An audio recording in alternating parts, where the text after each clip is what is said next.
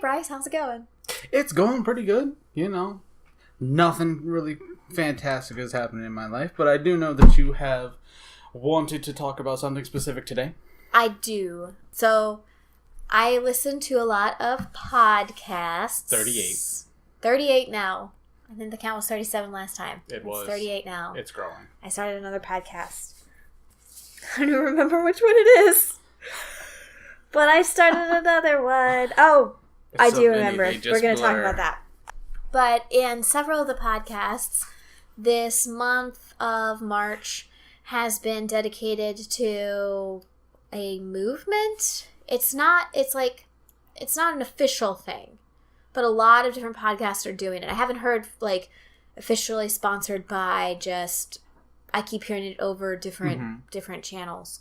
But they're calling it Tripod. So I thought, you know what? We're aspiring to be a podcast. We can talk about some podcasts. And the whole point is to tweet about it, which we're so good with the Twitters. We're so good. Me and the Twit have a love-hate relationship. Yeah. Mostly I avoid it, then it hates me for it. And then I love it for, I don't really love it. It's just a thing. So... we'll go with that. Yeah. You're supposed to, tweet out about a podcast that you like, and hopefully someone that you've gotten to listen to that podcast with the hashtag Tripod, TRYPOD. I know I listen to a bunch of podcasts. I've gotten some people into podcasts. I just wanted to kind of monopolize the whole episode talking about cool podcasts, because hopefully somebody out there will like it. Actually, one of our listeners, Joaquin. Hi, Joaquin. Yeah, you're part of this now. We will drag you into this situation whether you like it or not. Kicking, screaming, we don't care. It's gonna happen.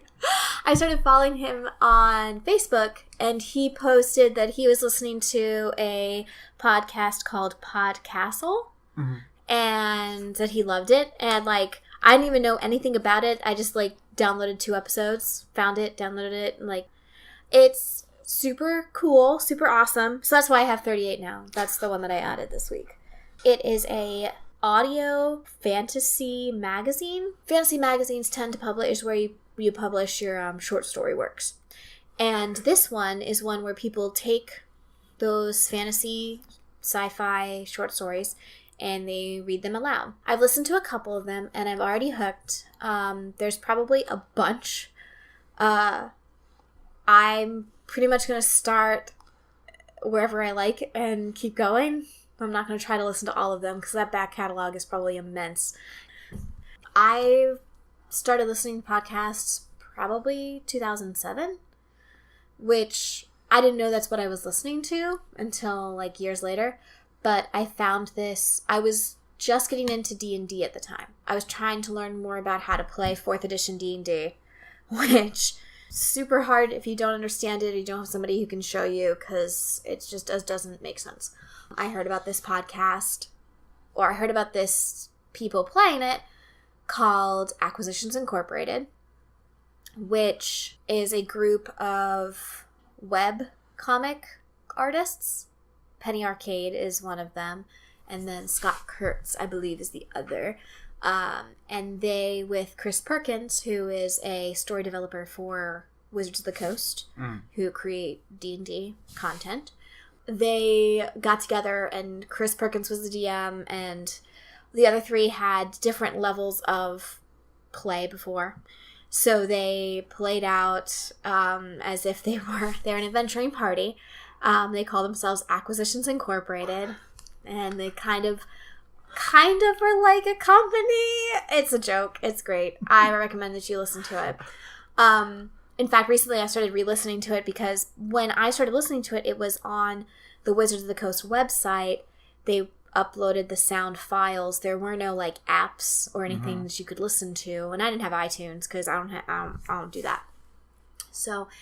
But now, if anybody was interested in listening to that, you can find Dungeon Delve. They've uploaded all of those audio onto Dungeon Delve, including when they got a big enough following, they started performing at conventions like PAX and PAX East, and they would film those and then upload those onto YouTube. So you can watch them play it, which is, I totally recommend. I still have to I have to watch the most recent one, which is from PAX South. That's a couple months old now, but I haven't listened to it yet because I just haven't had the time. But they have all the audio from those as well on the Dungeon Delve in chronological order. And I would go back and forth to listening to it. I've never listened to it straight through, so I'm kind of doing that. And then another one that I started with years later, because I didn't really understand that's what I was doing, was listening to podcasts. I just found these audio files, listened to them, and was like, oh, that's cool, and then went about my day. But then later, I had a job doing data entry work, which is a lot of just tediousness. You know, you sit at a computer, and I take this information from this software program and put it into this software program, which I enjoy because I enjoy tediousness because it doesn't involve me thinking, but it also allowed me to start listening to podcasts. So I started listening to another big channel is called The Nerdist, which if you watch The Walking Dead, the talk show afterwards, The Talking Dead, is hosted by Chris Hardwick, who also, I think he just recently has he hosts a game show on NBC, CBS, one of those two. That guy gets around. Yeah, he's really, it's awesome. He's living the dream right now.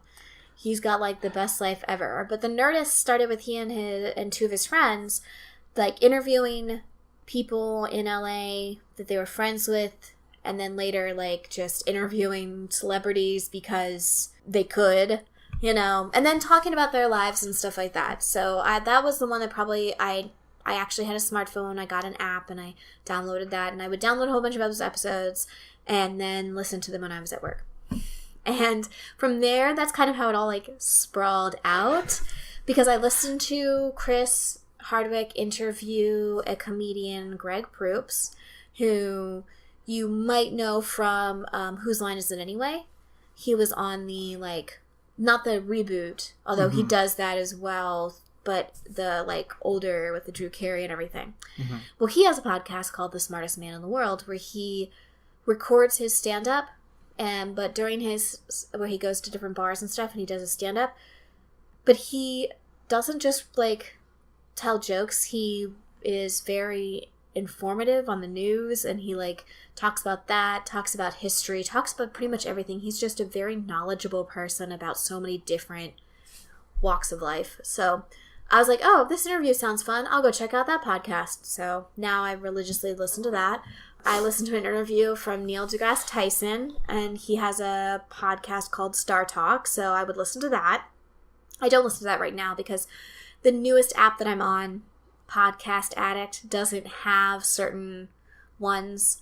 Like, I don't listen to The Nerdist now because it's hard to get it doesn't download onto that app properly, so I'm just like, okay, I guess I'll deal. I listen to those, but what's my main thing? I guess podcasts don't break down into genre, although they try sometimes. They'll try to group them by category, especially like iTunes, and recently Google Play has started, and Spotify. Google Play and Spotify are like the Android equivalents of iTunes, where a lot of podcasts are now being uploaded to.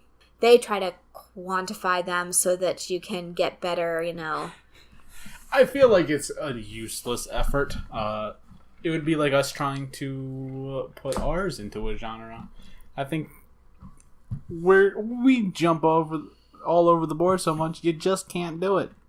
It's like when someone asks you, like, oh, you like to read? What's your favorite book? I don't know. Every book I've read. Otherwise, I wouldn't read them. Which is my answer. You know, I like to read, but I know what I like and I know what I don't like, and I will only give a book, like, I'll read a quarter of a book, and if it hasn't gotten me, I'll put it down, because there's so many other books out there. Like, I don't have the time. I do the same thing with TV shows. I do the same thing with movies. I do the same thing with podcasts. Like, I'll listen to a couple episodes, but if I don't really like it, I'll just move on, because there are so many things out there. I don't have time to waste on something that's not interesting just because I feel like I have to finish it. Oh, yeah. No, like, I have a 3-episode policy for a thing, so that if, like, I give it at least 3 episodes. If you don't get me by then you're not going to get me. So just stop it, move on, find something else. That's smart, because at that point you should know who the characters are. You should know generally what the problem is, and they should give you a hint of how the characters are trying to solve that problem. Whether that ends up being the way they solve it in the end. Yeah. Twists and turns are one thing, but at 3 episodes you should know generally what the rules of this TV show are. Yeah. Yeah, you should get a good basis for it, and if you don't like the basis of the show, then obviously you're not going to like the whole thing. Yeah. So you might as well just stop it. Which, can we devolve into TV shows for just a second? No. We are not doing any tangents today. We have to stay on point right, because obviously we can. Right, sure. Have you, because you watched CW? Yes. Okay, have you watched Riverdale? No. Okay. I've seen some little clips of it from when I was watching like Arrow or The Flash, but nothing. I haven't really gotten into it. It seems kind of like a horror. And that's the weird thing. Archie Comic kind of went that way. So like it's based on Archie Comics. You know the basis of it, right? No. Okay, it's based on Archie's comics, which you know what Archie's comics are, right? No. Oh, okay. So Archie's comics are about Archie, who lives in Riverdale. And he's a high school student, and he's got friends? I don't know. I'm not going to say, okay. Are they frenemies? That's the thing, is that they're kind of frenemies, because there's Archie, and he's the all-around good guy, Of course, he's the protagonist. He has to be the all-around good guy. Yeah. If not, you hate him. He's kind of smart. He's kind of jock-like. He wears a Letterman jacket, but, like, when I watched it, I didn't really see him do sports, so I don't really know. I don't understand why he has a Letterman jacket. What did he letter in? Being in school? Like, I don't get it. But he also kind of does science and stuff, so, like, he's kind of like that all-American good guy, and Riverdale's supposed to be that all-American good place. Well, in the original Archie comics, then there's his friend, Jughead, who's dumb and eats a lot. I feel like with the name Jughead, that's pretty much his on. entire personality, is that he is comic relief dumb guy who eats hamburgers. He loves hamburgers. He loves specifically this diner that they all hang out in because it's like the very 1950s, whatever. So there's that. And then there's also a friend, Reggie. I'm trying to remember their names, and my problem, I don't remember their names. I can just see their faces. There's tall, dark, handsome, rich guy. And that's pretty much what it is that he's like, he's snarky, he's snobby, he's crass, and he gets away with it because he has money. And the big thing of the main mover and shakers of the show, the whole thing's about, is Betty versus Veronica. So Betty is a blonde who's a cheerleader, and she's also really good at school in the updated versions. I'm sorry, the other one she was just wanted to be a mom or something because it's all sexist like that. But she's really good at school, and she's really nice, and she's super popular and things like that, and she really likes Archie. And there's also Veronica. Veronica is kind of mean. She's a brunette. She's kind of cold, and she's also rich.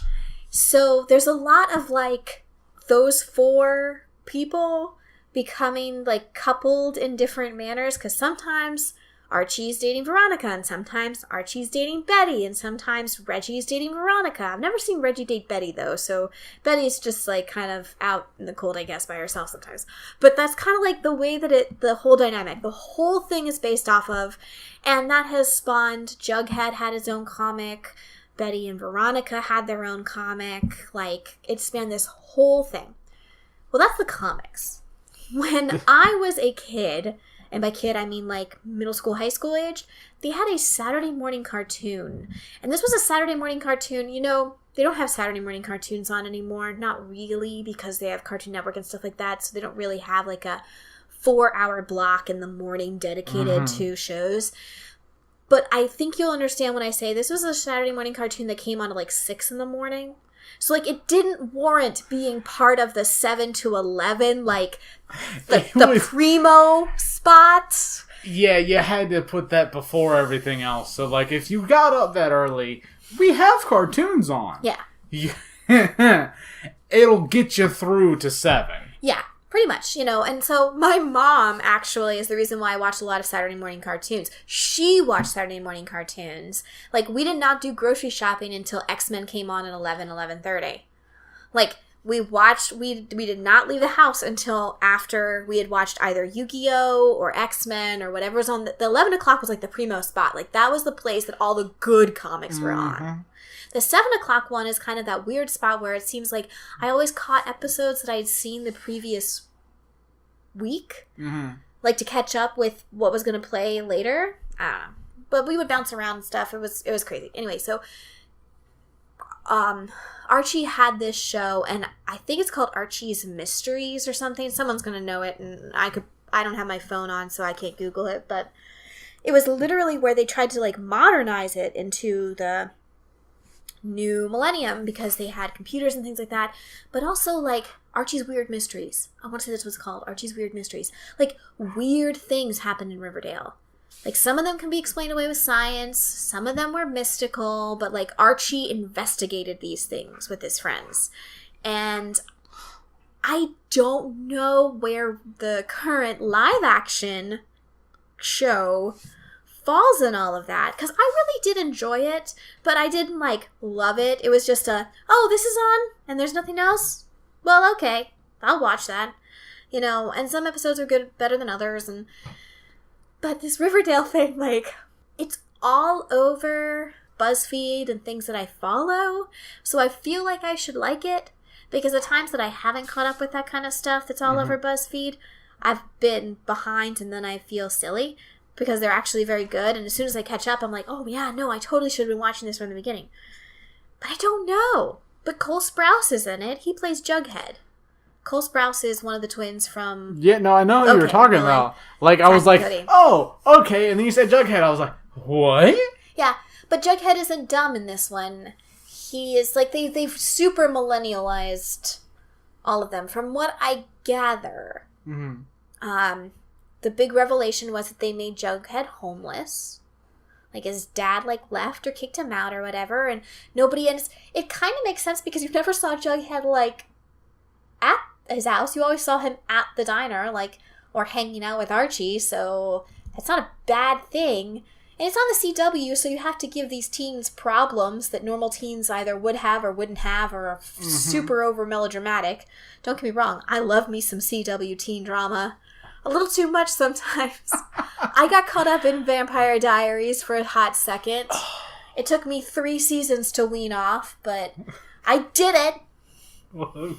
I'm still in Supernatural, although I haven't watched the newest season, so I'm a season behind Supernatural, which is probably for the better. It's probably better that I just binge it on Netflix and not get as obsessed. But I like teen drama, so I'm feeling like I might like this. But I'm also feeling like it could pull my heart a little too much. And by that, I don't mean, like, be super sappy. I mean literally, like, take up my obsessive, like... And if it takes up too much of my obsessive time, that I don't have time to obsess about all the other things that I obsess about, I get mad. You're taking up too much of my time. That's it. You have 30 minutes every day. You need to stick to that timeline. If not, then you're starting to infringe upon everyone else. And they're going to get mad at you. It sounds funny, but it's true. Like, I have so many things that I love, and I don't just, I like this. It's okay. Like, I either love it or it's not in my hemisphere. Like, that's the way that the world of my fangirl works. It's either awesome or And if it's that's usually like, I have no real fault with it. I just don't like it. But anyway. Well, now that we went on that tangent. I was just interested because, like, I don't have time to watch actual TV. It either has to be something that has been taped or whatever, because I'm not home or awake at the time when, television actually occurs. So I have to catch it at other times. Man, I don't know. I don't know how I feel about teen dramas. I really shouldn't be into them at all. And I don't really like watch way them. Too old for them. No, it has nothing to do with that. Let's face it. Like, I went and saw Inside Out in theaters twice. Nice. So, you know what?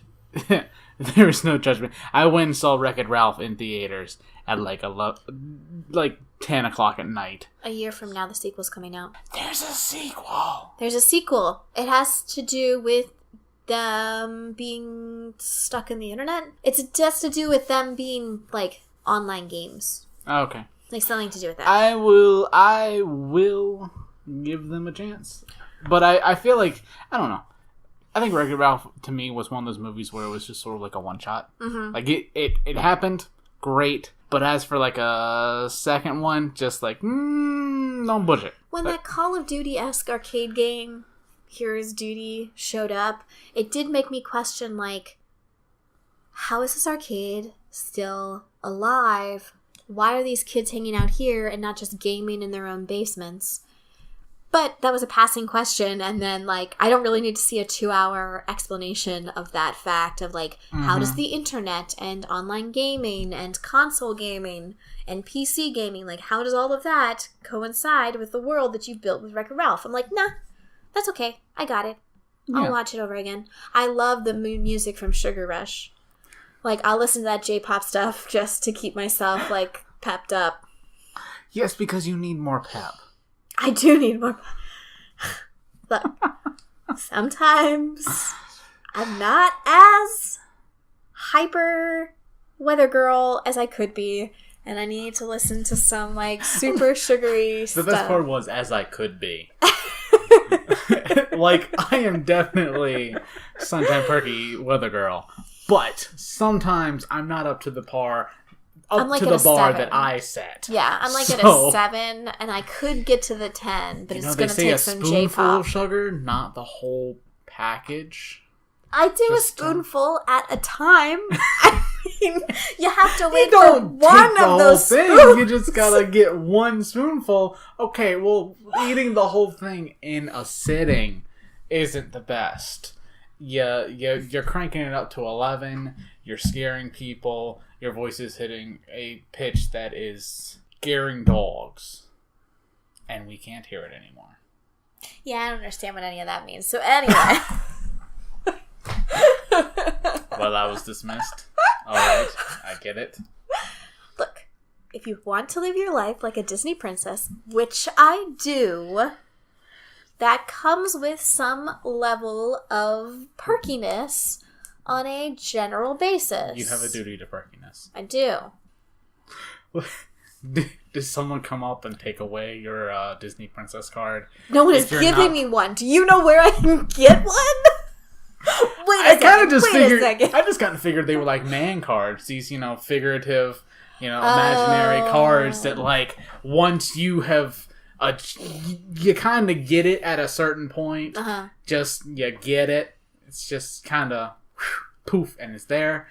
And then if you don't maintain a certain level, then you lose. Someone takes it away because they catch you, and they're like, sorry, buddy. So you should, if you're truly a Disney princess, then you should have the figurative Disney princess card. If I was truly a Disney princess, I'd have a tiara, and I'd be wearing that stuff all day. I feel like you have a tiara. I sleep with that tiara. I feel like you have a tiara. 3 of them in storage. They look exactly alike, but I digress. So you're making this whole point of, if I was a Disney princess, I would have a tiara. It's like a fake tiara. They're like the fake ones you get from Claire's. I bought them because I needed to look like a princess for homecoming or something. One of our homecoming's themes was Some Enchanted Evening, which I took as free reign to dress up like a fairy princess.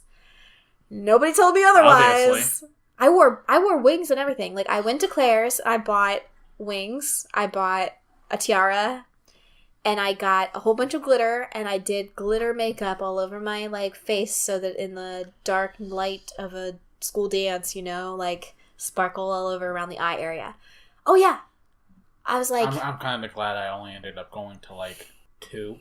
That was the only dance that I enjoyed. I went to my prom. I did not enjoy it. I didn't get dressed up like a princess. If I could have dressed up like a princess, I'd have been happier. But the theme, I couldn't even tell you what the theme was. That's how no theme it was. It was just the dance. Yeah, my prom didn't have a theme. And it was... It had chocolate fountain, but no theme. You splurge on the fountain, but don't have a theme. Yep. I had a great idea for a theme. Yeah? Lay Masquerade Ball. Because Classic! It's classic. You could do fundraising with it. Yeah. You can turn it into an art project. So literally, you have the art students make masks. So it's and they can sell them. And you sell them. Get fundraising for the National Arts Honor Society. Yeah. See, that makes too much sense. But no, the worst part about my prom was having to listen to, and it gets worse. Don't worry, it gets worse.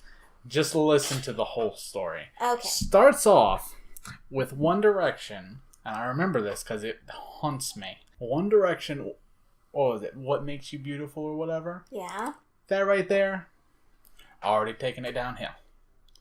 But then I gotta look over and see 4 guys. And you know these kind of guys. Probably. You know, the smaller guys, they're skinny, they think they're really tough. Oh, no. Like, grade A douchebags.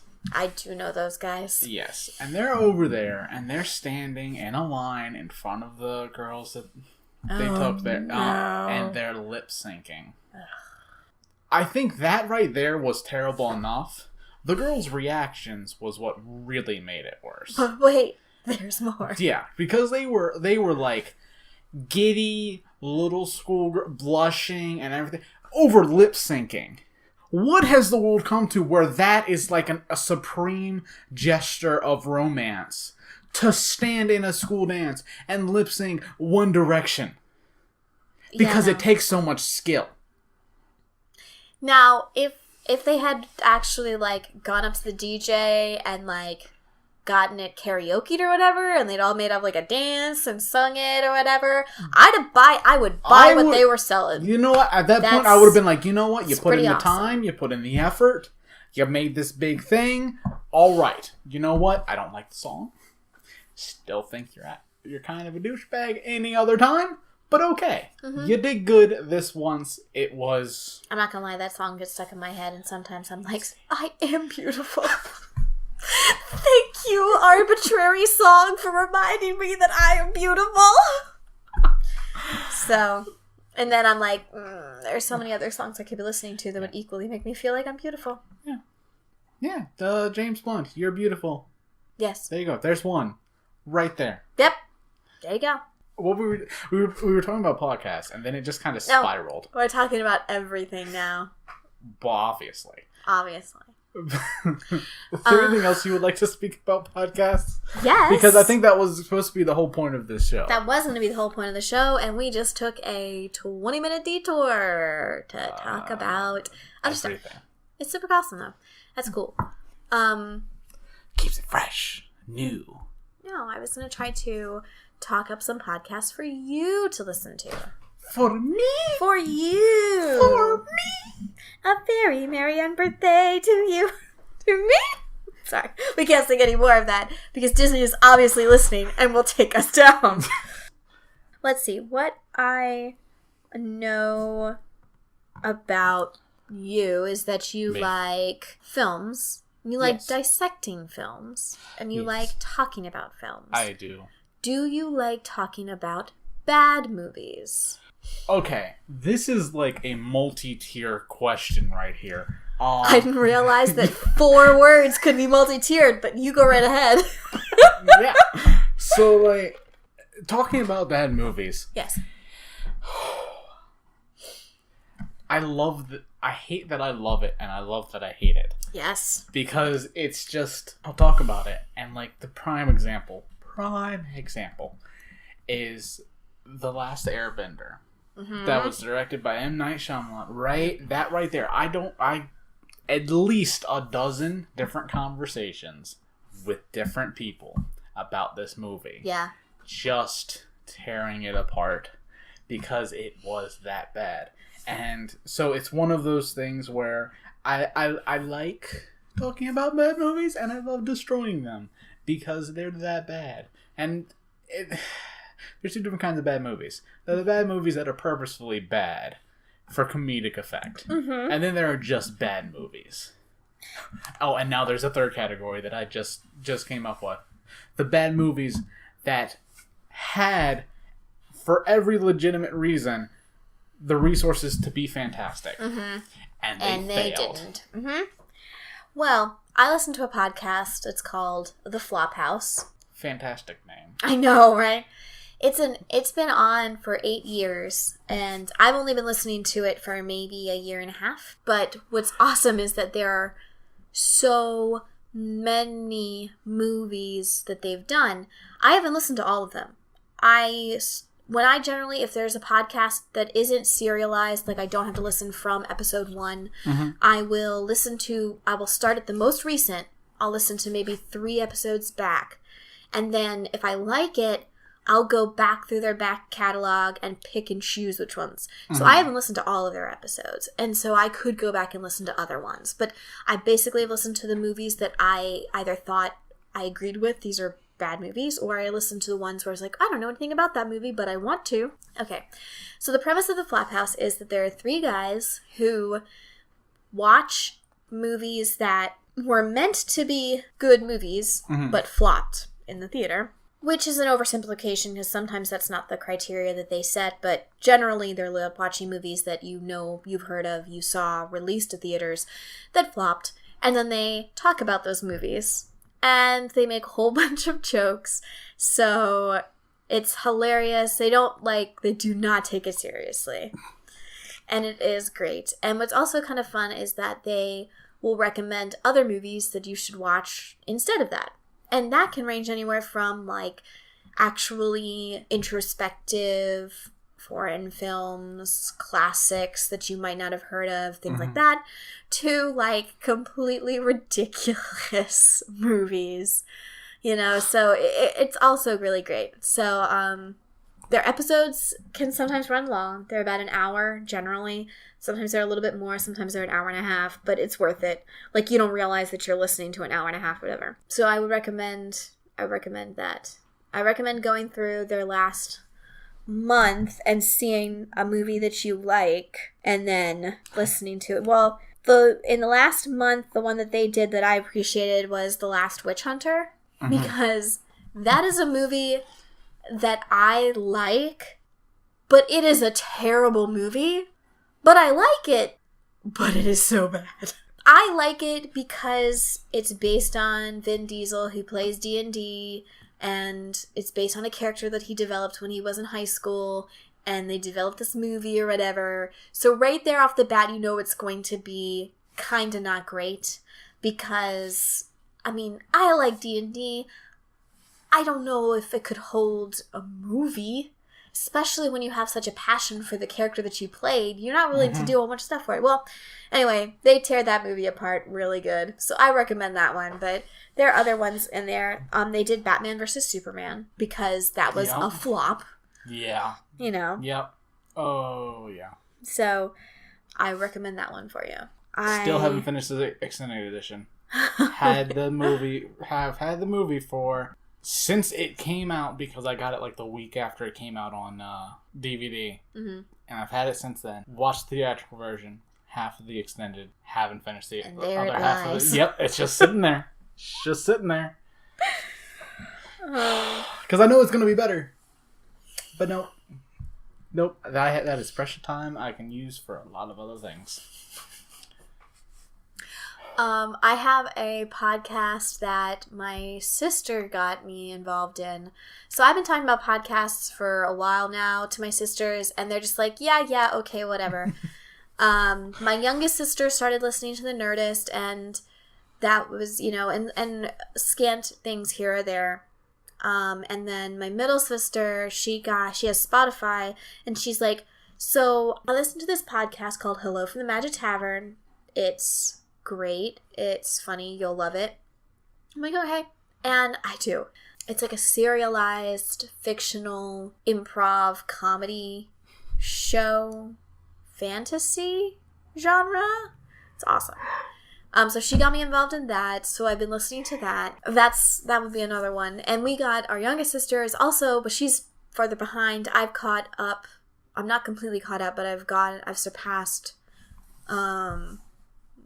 most of it. So yeah, it's going pretty well. I love it. I love it so much. Like, it's everything. I love fantasy. I love sword and sorcery fantasy, and I love sword and sorcery fantasy that doesn't take itself too seriously. You have to recognize how ridiculous some of the words that you use to describe the thing you love are. And if you aren't ready to recognize how ridiculous that is, you take yourself way too seriously. Like, I love D&D, and I love talking about it with you and Brandon at work, but I oftentimes find myself halfway through a conversation wondering what our coworkers must overhear and think. Oh, yeah. And then I'm just like, yeah, meh. Whatever. If they have an issue with it, I don't care. Yeah. I legit had a coworker, after we were done talking about something in D&D and he went back, I had one of the guys in the deli came over and he was like, what are you talking about? And I was like, Dungeons and Dragons. He was like, oh, I thought it was Skyrim or something. I was like, it's kind of like Skyrim. In my head, I'm thinking, it's cooler than Skyrim, but whatever. I don't want to start any hate or anything. It's just, Skyrim is a one person playing an open sandbox, but still, you're only one person. You don't get to interact with hilariousness. You can interact with, like, pre-programmed hilariousness, but I'll take roleplay tabletop any day over video games. Like, I like playing video games. Sometimes, especially if work has been extremely demanding or frustrating, I will go home and play Diablo 3 because I've played through it so many times. I don't need to pay attention to what's happening. I know the storyline, so I just get to go and beat up demons at increasingly harder levels. Kill. Yeah. Sometimes if I'm feeling like I need to start some creative juices flowing, but I don't know where I want to start because I need to go write something because I can feel that I've got that creativity building inside me, I'll go play Dragon Age, Dragon Age Inquisition or Origins. My personal favorite is Dragon Age 2. Most people do not like Dragon Age 2. I like it for that I can take and leave it. Mm-hmm. Like Inquisition, I could sit there for hours and that's not helpful because I'm trying to go write something. I'm just trying to play this so that I get in that mindset and then go. In Dragon Age 2, once you've played it, the story, you can just kind of pick up and play and get immersed, and then an hour later, set it aside and go do something else. So that would be. I'm trying to think of ones for you to listen to that are funny and cross the genres that you like, that are not super have to think about. Because that's good, because my brain does not. The whole thinking thing doesn't work well with me. I don't know why. Well, I listen, I actually get some of my news from podcasts now. I listen to NPR Politics, and they will release generally twice, unless something really special has broken, generally twice a week. And it's a good way to get across the board, and I trust the source a little bit more than I trust some of in the mornings, my mom will turn on Good Morning America, and that first half hour is semi hard-hitting news, but then after that, it's like everything is just so not hard-hitting, and I don't know if I trust the bias of it anymore. So, another source for my news is called Trends Like These. It's by Travis McElroy and Brent, I'm not going to remember his last name, Black. Because he goes by Brentofloss on YouTube. So I had to think of, what does he say his name is? It's Brentofloss Black. Yes. Anyway, so they scour all the headlines to bring you... He has an amazing... I know, nickname. Right? Like, what? Why can't we have nicknames like that? Because my name is Heather and your name is Bryce. Oh, I can have plenty of nicknames. Not all great. Exactly. I don't know. Chicken and Bryce, Vanilla Bryce, Bryce Baby. That was pretty good. The Bryce is right. That's pretty cool. Mm. I mean, Heather's not one that you can really... And anytime you try... My mom purposefully chose names that you could not nickname until she got to my youngest sister.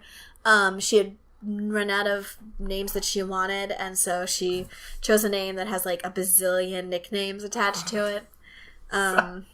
It's like, you will not have a nickname, you will not have a nickname, you will have every nickname. Yeah, it's pretty much ironically how it turned out. Like, she knew the year that my mom was pregnant with her, a very nice, dear family friend of my father's had passed away. And it was one of the family that my mom really, really liked in his family, which she didn't like many. So she was like, I want to honor her by giving my daughter her name as her middle name, which is Irene. But it's really hard to come up with names that work well with Irene. So eventually she had to choose the name she did. And I'm sorry for people who are listening, they're like, just say the name already. I don't have permission to talk about my sisters quite yet on the show. They haven't said that I can't, but I don't feel like I need to say their names, until I have permission to talk about them. So I'm going to do what I do in regular conversation, which is I usually refer to them as my sister, and only if you know who I am and you've had a lot of conversation with me would you know that I have two of them, because they generally become some like homunculus one being, two minds kind of deal. But you know what? I mean, my mom has done that for years. When she was a teacher, she'd be like, my daughter, and she never told you which one she was talking about. So like it was a Schrodinger's daughter. It was like all three of us and one of us at the same time. One of these daughters is going through this issue, but all of them must be going through it don't know which one, so they must all be having this problem. Exactly. So give your condolences to each one. Yeah. I mean, it's a way of like protecting people's privacy, but still being able to relate on a personal level, So that's kind of what I'm doing. So I'm just going to say my sister, and people can just deal with it. And maybe later, if I have like a conversation with them, I will talk about them more, but I don't know. And maybe they won't ever listen, and it'll be like, whatever, But I actually think maybe they might listen, and then I'll feel bad if they feel like I said something that would just assuages their character or whatever. I don't want to do that. I just like to talk about my family because they're awesome. So I'll just make them my sister. Both of them. One person. We are legion. You do not have separate identities. You are now one being. Forget all sense of individuality. Mm-hmm. Nope, you're one person. Just one person. But anyway, I'm pretty sure I could talk more about podcasts, but I don't really know what else to say, so hopefully... Well, you had the good points. I mean, you gave out a couple to do at least like 5. Probably more. I didn't keep count. I think I probably talked about 5 of them. If anybody wants a recommendation for a podcast or has a recommendation for a podcast, they can please tweet at me. I'd like to start a conversation with our listeners. Because that's what you need, more podcasts. I need more You need 2. I was about to say, that's what you need, more conversation. I was like, yes, Bryce, I do need more conversation. Well, yes, everybody needs more conversation. No, but I need more podcasts to listen to. I have 38 podcasts, so I generally listen to 2 episodes from each podcast a week, trying to both simultaneously keep up with the ones that I'm up to date on and catch up with the ones that I'm not up to date on. So that's a lot of responsibility, but it comes with a great power too. I get to create a podcast now and understand what I'm doing. So that's how that works. That's pretty much my obsession. Podcasts and D&D and podcasts. And when those two coincide, which I have like 5 different podcasts that are D&D related or RPG related, I'll broaden it a little bit to that, then my life is truly happy. But yeah, so if you've got more podcast recommendations, or you would like to have a podcast recommended to you, or you'd like to talk about some of the other things that I don't remember we ranted about, but I know we ranted about them. The list is too long to remember. So you can remember for us. You can find us on Facebook, YouTube, and Tumblr at Ancient B, ANCIENT, a capital B, and on Twitter at Ancient B with 3 E's, because that's how many we had to add to come up with a new username. I'm Heather, And you can find me all over the interweb at The Fae Lady, TheFaelady. And I am Bryce, and I am excessively inconsistent. So you can find me on Facebook as Bryce Furman, because I was completely unoriginal and did not want to create an awesome name. So I just stuck with my original name. Which is equally awesome. Just saying. Of course. And then on Twitter as my high school nickname, BFizzman. BFIZZMAN. So please, talk to us about anything nerdy. We're so lonely out there on the interweb. Please. I want to start doing what I normally do, which is start singing very lonely sounding songs, but I can't because of copyright. The pain. I will sing it after we end this episode. So please, hurry. Tweet at him, and then he'll tell you what he was singing afterwards. Yes.